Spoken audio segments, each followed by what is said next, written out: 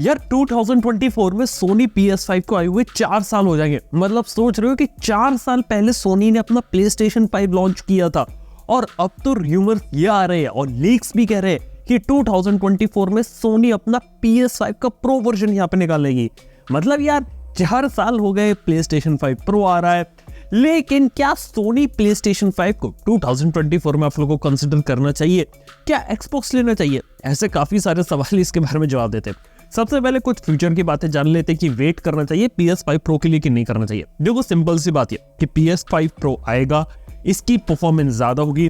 Leaks कहते हैं कि अभी के समय का जो PlayStation 5 है उससे 3 गुना ज्यादा यहाँ पे पावरफुल होगा। प्लस इसके अंदर आपको हाई परफॉर्मेंस गेमिंग, फाइनली हम 4K 120 FPS पे गेमिंग कर पाए और 8K गेमिंग भी कर पाए। और कीमत मेरे को लगता है कि जो PS5 की थी उससे थोड़ी सी ज्यादा ये लोग कीमत रख सकते हैं। लेकिन एक बात यहाँ पे ध्यान रखनी है कि सोनी का जो PlayStation 5 प्रो है वो इंडिया में इतनी जल्दी नहीं आएगा। 2024 में से बाहर लॉन्च किया जाएगा।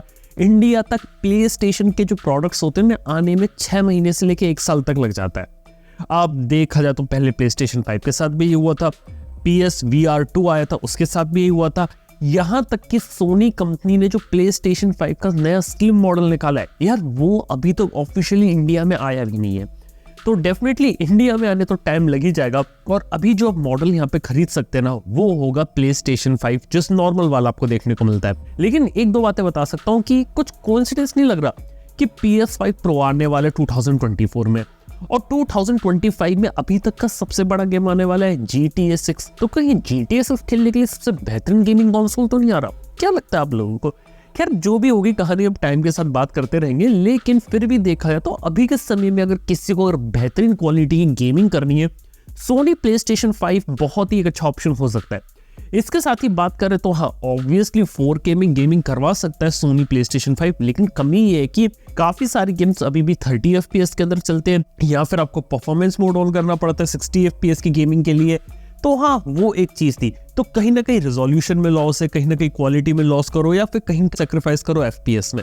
लग रहा है कि जो PS5 प्रो आएगा वहां पे शायद आपको कोई सेक्रीफाइस ना करना पड़े। चलो PS5 स्लिम और इन सब की बात हो गई, लेकिन अभी के समय में क्या PlayStation 5 को लेना चाहिए? तो एक दो बातें क्लैरिफाई कर देना चाहता हूँ। सोनी ने यहाँ पे 2020 में जो PlayStation 5 लॉन्च किया था उसके बाद हर साल उसके अंदर अपग्रेड करते गए और उसे पहले से ज्यादा लाइट वेट बनाते गए, लेकिन बेसिक जो टेक्नोलॉजी अंदर की वो सेम है, उसके अंदर कोई ज्यादा चेंजेस नहीं है। आपको ये बात समझनी पड़ेगी। और बाद वाले जो मॉडल्स आए थे वो थोड़े से ज्यादा बेटर और थोड़े से ज्यादा स्टेबल थे। तो डेफिनेटली कहने का मतलब ये कि अगर आपको कोई ज्यादा पुराना वाला मॉडल मिल रहा है और एक नया मॉडल मिल रहा है तो सजेशन ये रहेगा कि आप नए वाले मॉडल के पीछे जाइए। जो छोटी छोटी कमियां थी वो सोनी ने धीरे धीरे टाइम के साथ वहां पे फिक्स कर दी है। और जब भी आप पुराना वाला मॉडल लेने का सोच रहे हैं तो सजेशन ये रहेगा कि कंडीशन अच्छी, क्वालिटी अच्छी तो ही लीजिए, एल्स एक नए मॉडल पे जाइए। यहाँ पे सेल वगैरह आती रहती है, अवेलेबिलिटी आज के समय में सही है, आपको डील डिस्काउंट अगर नए मॉडल पे मिले तो वही जाके लीजिए। मेरा सजेशन तो ये रहेगा।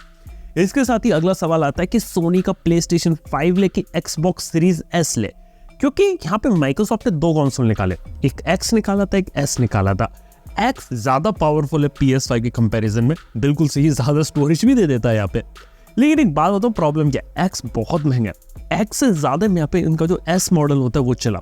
अब सीरीज S की एक बात बताता हूँ मैं क्या है। देखो सीरीज S छोटा है, आपको आज के समय में 30,000 रुपए तक का देखने को मिल सकता है मार्केट के अंदर, अवेलेबिलिटी भी सही है। प्रॉब्लम 500 GB की SSD मिलती है, कोई डिस्क ड्राइव देखने को नहीं मिलती, लेकिन कॉम्पैक्ट है, किसी को गेमिंग वगैरह करनी है तो वो चीज पॉसिबल है। लेकिन एक चीज मतलब यहाँ पे प्रॉब्लम क्या है, वो प्रॉब्लम है कि यहाँ पे अगर आपको गेम्स खेलने हैं ना तो आपको ज्यादातर समय डिजिटल डाउनलोड्स करना पड़ेगा, जो कि गेम्स काफी महंगे आते हैं। प्लस अगर आपको गेमिंग का एक अच्छा मजा लेना है कंसिस्टेंट, तो यहाँ पे गेम पास आता है माइक्रोसॉफ्ट का।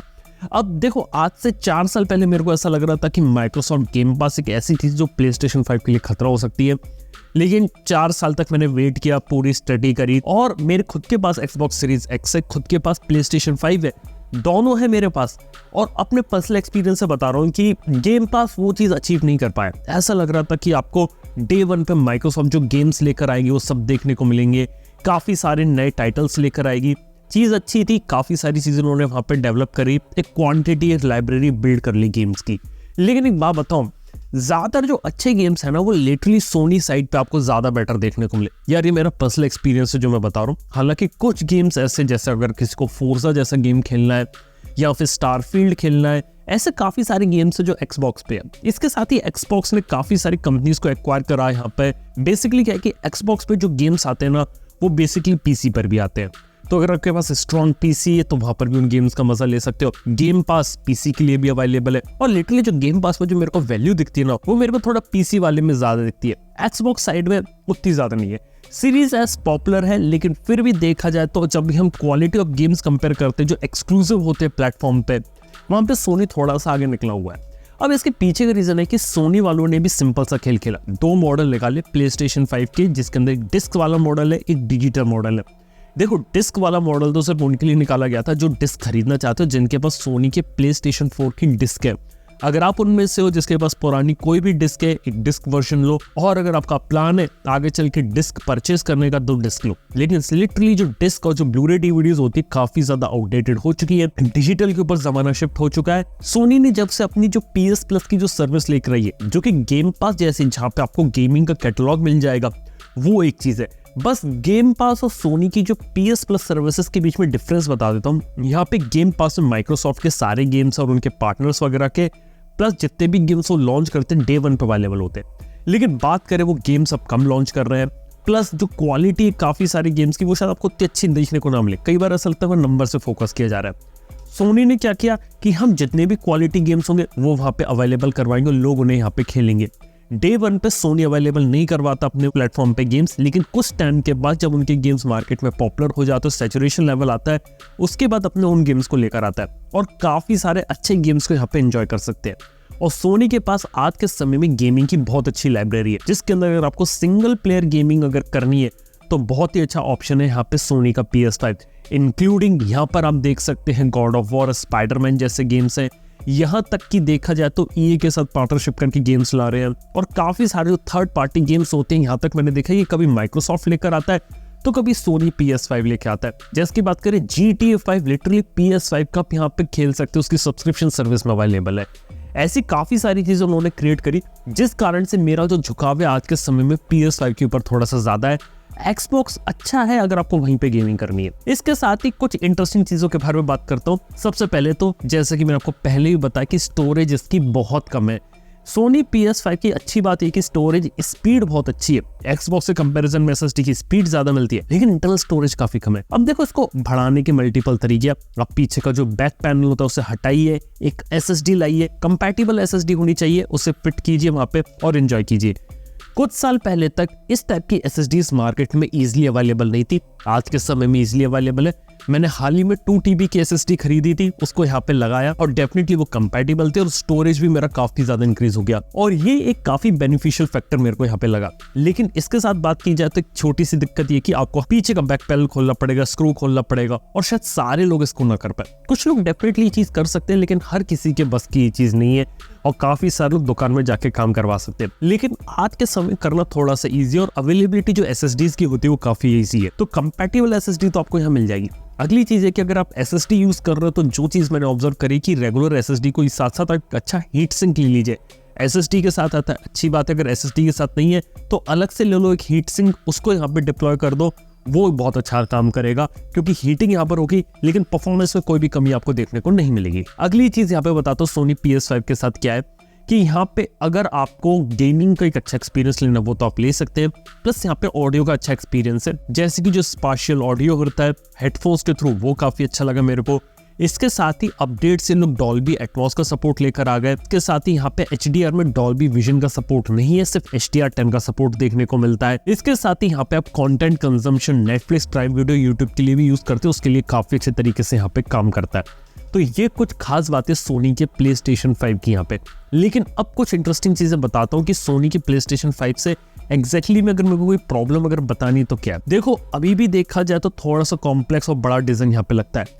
PS5 स्लिम मेरे को काफी अच्छा लगा, लेकिन देखना हो कि जब वो आता है उसकी इंडिया में प्राइसिंग क्या रहती है। प्लस अगर आपको FPS ज्यादा पसंद होते हैं ना, तो सोनी ने ज्यादातर जो गेम्स ऐसे बनाए ना वो विजुअली स्टनिंग बनाए हैं, और काफी सारे गेम्स होते हैं, कई बार लगता है कि शायद 60 FPS टच नहीं करे जब तक आप उसका परफॉर्मेंस मोड एक्टिवेट ना करें। इसके साथ ही बात की जाए तो जो गेम्स के जो प्राइसेस होते हैं वाकई में बहुत ज्यादा है। सब्सक्रिप्शन सर्विस अच्छी लगती है, लेकिन अगर आपको लेटेस्ट गेम खरीदनी है उनकी कीमतें बहुत ज्यादा होती है। चाहे आप ऑनलाइन खरीदे चाहे डिस्क खरीदे, वो एक बात रहती है। हालांकि डिस्क के साथ एक प्रॉब्लम है कि डिस्क के पीछे अगर स्क्रैचेस आ गए तो वो आगे चल के दिक्कत यहाँ पे क्रिएट कर सकता है। लेकिन इसी के साथ ही अगर मैं एक्सेसरी के पॉइंट ऑफ व्यू से बात करूँ तो सोनी ने अपना PSVR2 को भी निकाला था, मैंने उसे भी यहाँ पर लिया।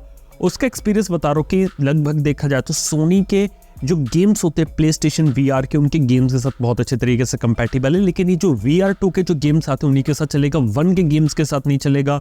अगली चीज़ ये कि ये हेडसेट बहुत अच्छी क्वालिटी का है, क्वालिटी बहुत अच्छी आती है, विजुअली काफ़ी अच्छा लगता है आपको, और गेम खेलने का एक्सपीरियंस बहुत ज़्यादा अच्छा रहता है। प्रॉब्लम बताऊँ क्या है, इसे सर पे पहनना बहुत ज़्यादा भारी लगता है, ये बहुत ज़्यादा टाइट हो जाता है, आधे घंटे से ज़्यादा से पहन के आप खेल नहीं सकते। इसके साथ ही यहाँ पे आप नॉर्मल गेम को अगर खेल रहे हैं तो ऐसा लगेगा कि आपके आगे बहुत बड़ी सी स्क्रीन है और उस पे आप गेम्स को एंजॉय कर रहे हो। तो यार वो एक चीज है जो यहाँ पर आपको देखने को मिलेगी। लेकिन एक बात की जाए ना तो सोनी PSVR2 सब प्रॉब्लम बताऊं क्या है, गेम्स की अवेलेबिलिटी बहुत कम है। कुछ ही गेम्स है जहाँ पे इसका अच्छे से यूज किया गया है, लेकिन बाकी जो मेजोरिटी जगह है वहाँ पे PSVR2 के गेम्स नहीं है। हद तो अब ये हो गई कि सोनी ने इतने ज्यादा प्ले स्टेशन VR बना लिया अपने यहाँ पे कि उनके पास अनसोल्ड पड़े, तो उन्होंने उसका प्रोडक्शन रोक दिया और सोचा कि पहले जो पड़े हुए इनको यहाँ पर निकालते हैं। बेसिकली VR वाली चीज बहुत अच्छी, अगर आप VR में हो, गेमिंग VR में करनी है, बहुत अच्छा एक्सपीरियंस आप ले सकते हो, लेकिन हेडसेट थोड़ा सा अनकंफर्टेबल है, प्लस गेम्स का जो कैटलॉग है वो यहाँ थोड़ा कम है।